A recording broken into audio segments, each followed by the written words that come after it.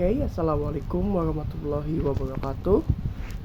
Good afternoon, everyone. My name is Faisal Yudhistira. I'm from class 3C, and today I want to present my presentation about um, the contribution of study abroad to critical thinking and world citizenship. Okay, without taking any further ado, let me start my presentation.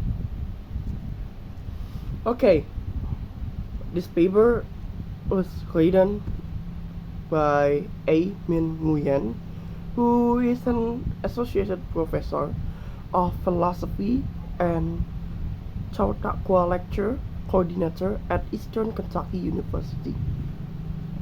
This paper explored the contribution of study abroad to critical thinking and world citizenship. It defends the interdependence of creative and critical thought and argues that study abroad can enhance both, leading to intellectual growth and the cultivation of fair-minded, cosmopolitan individuals and societies. Also, the paper recommends certain policies and practices to help ensure the desired gain from study abroad. Study abroad is typically described as life-changing and help shape a participation life for years after the experience. The EIS Abroad 50 Years Alumni surveys confirm the long-term impact of study abroad on a participant's personal, academic, and professional life. Study abroad can also strengthen a participant's commitment to foreign language study and influence their decision to attend graduate school. Okay, discussing the benefits of study abroad beyond cultural and linguistic benefits.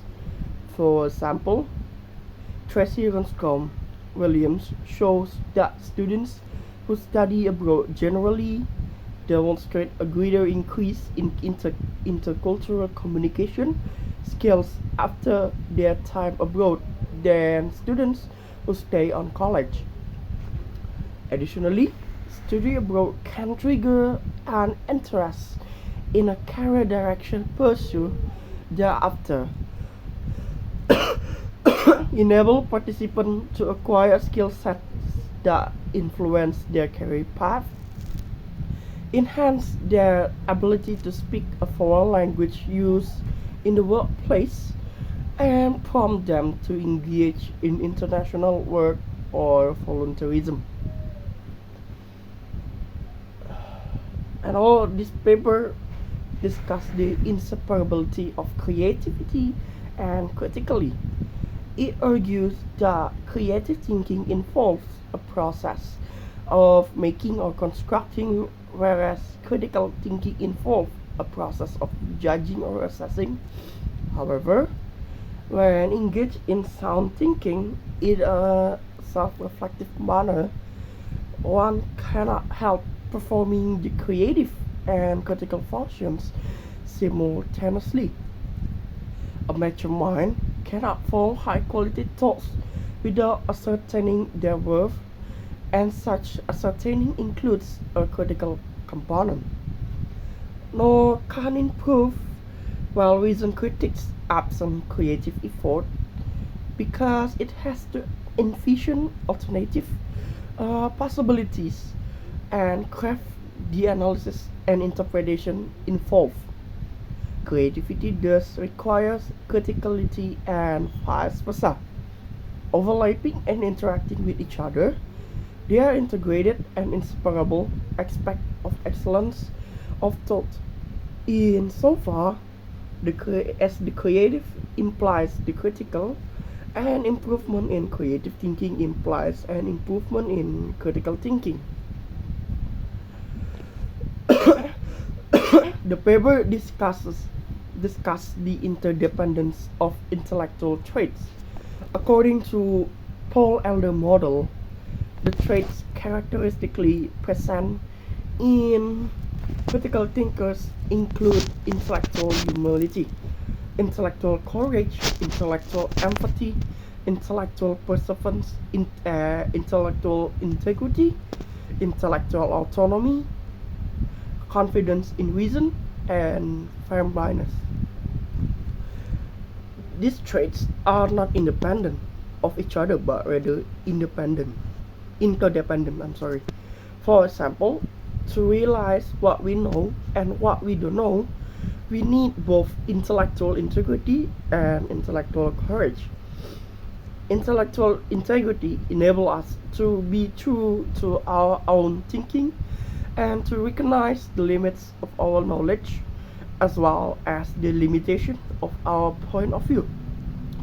Whereas intellectual courage enables us to squarely face our own biases, prejudice, and whatever else is responsible for our own cognitive shortcomings. Similarly, intellectual autonomy and intellectual empathy are necessary for intellectual integrity and intellectual courage, respectively.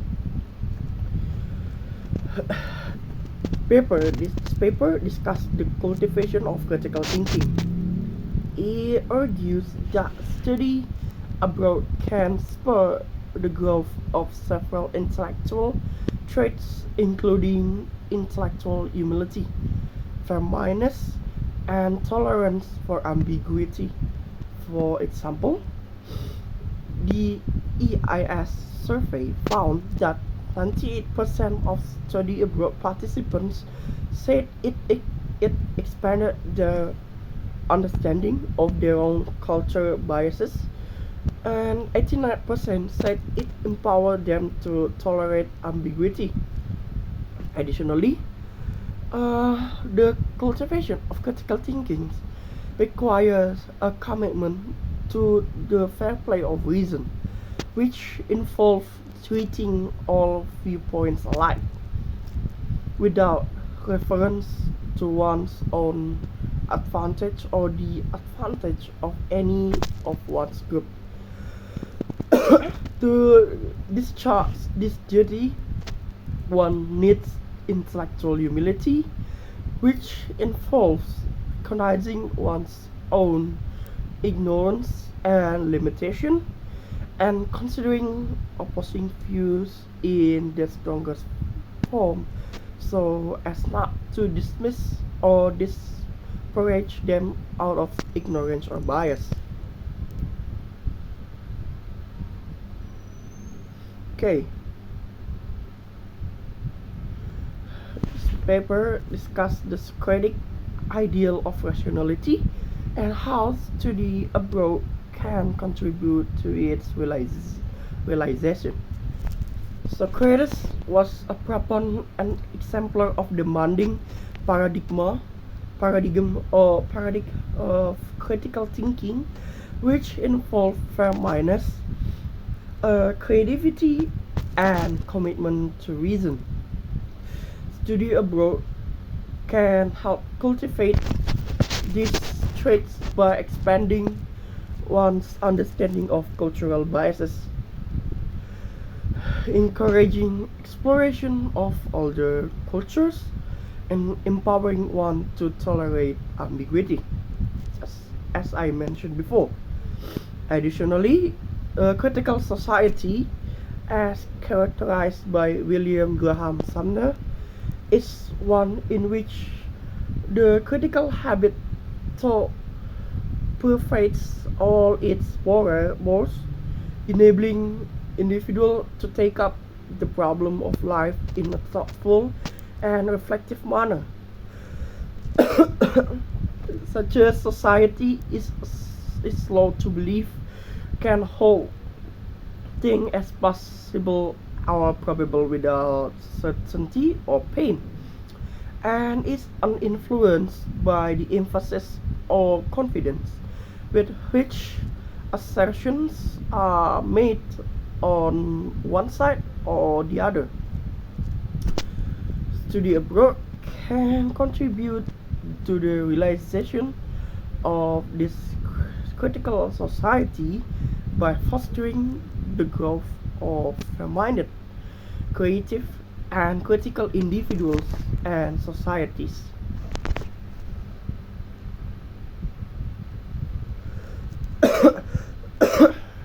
This paper is discussing of the Diogenean ideal of cosmopolitanism, which is named after Diogenes the Cynic, the first thinker to have called himself a citizen of the world. The Diogenean ideal of cosmopolitanism emphasized the importance of cultivating citizens of the world and the single community to which they belong.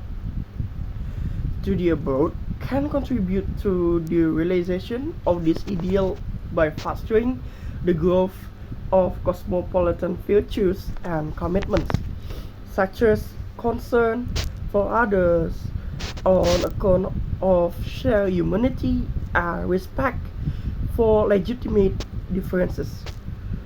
Kwame Anthony Appiah defends what he calls partial or rooted cosmopolitanism, which affirms that loyalty and local allegiances determine who we are, and that our creed that disdains partialities of kinfolk and community has no future in accordance with Appiah's formulation of cosmopolitanism as universality plus difference.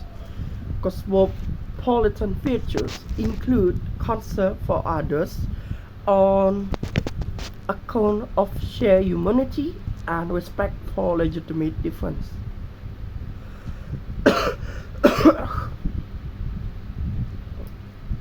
And lastly, this paper talking about contains a section titled "A Few Modest Proposals," which offers three suggestions for ensuring intellectual growth in study abroad students.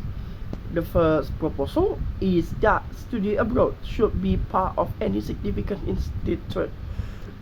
institutional effort to promote critical and creative thinking, subject to budgetary constraint.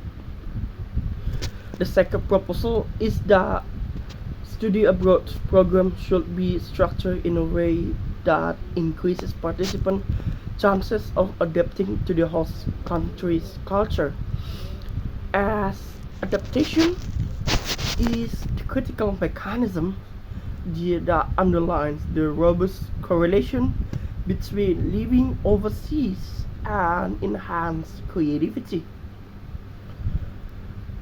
The third proposal is that study abroad program should encourage participants to engage in sustained reflection on their experiences, as reflections is a key component of critical thinking and can help students integrate their experiences into their personal and intellectual development.